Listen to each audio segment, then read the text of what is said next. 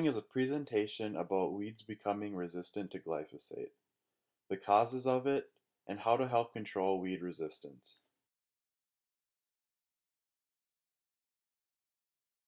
Glyphosate is a white chemical compound with the chemical equation of C3H8NO5P.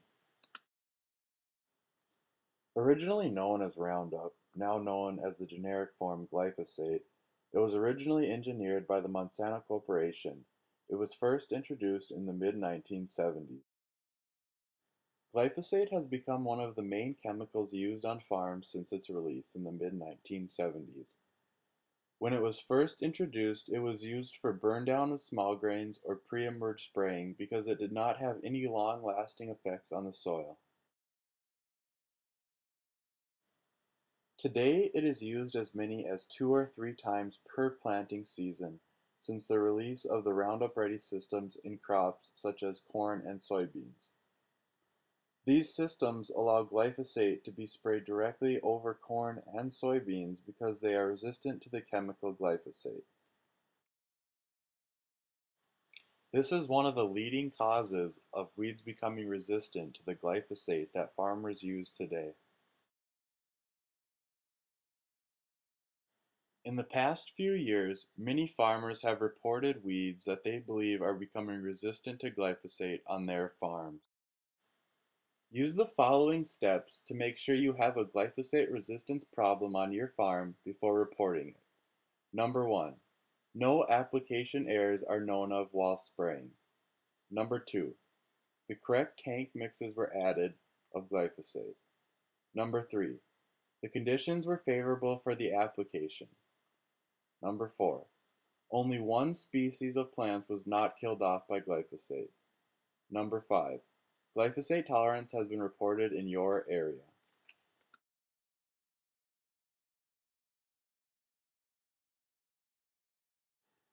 Next, I will cite some of the specific reasons that weeds have become resistant to glyphosate.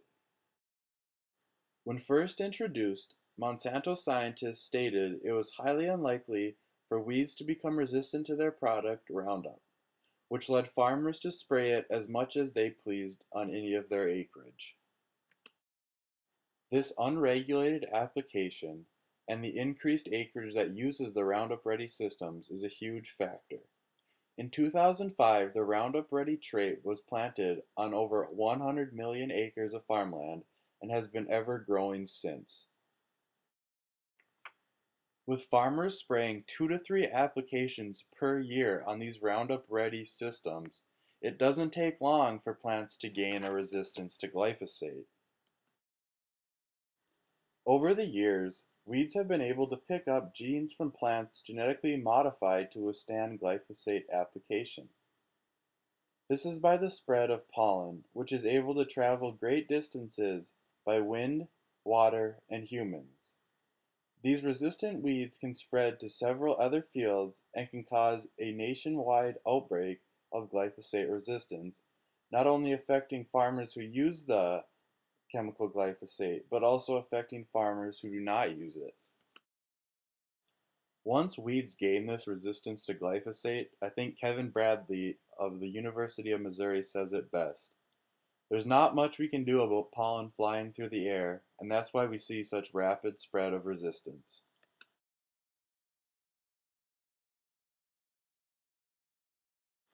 The main thing you can do to reduce glyphosate resistance is to develop a diversified plan of herbicide application and general weed management.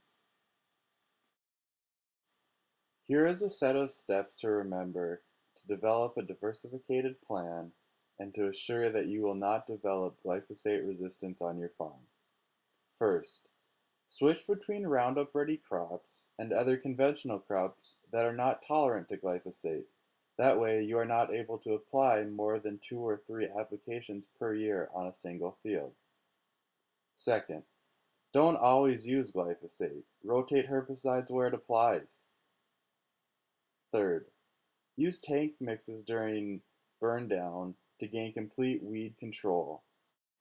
And fourth, use other forms of weed resistance such as mechanical weed removal or cultivation of your fields.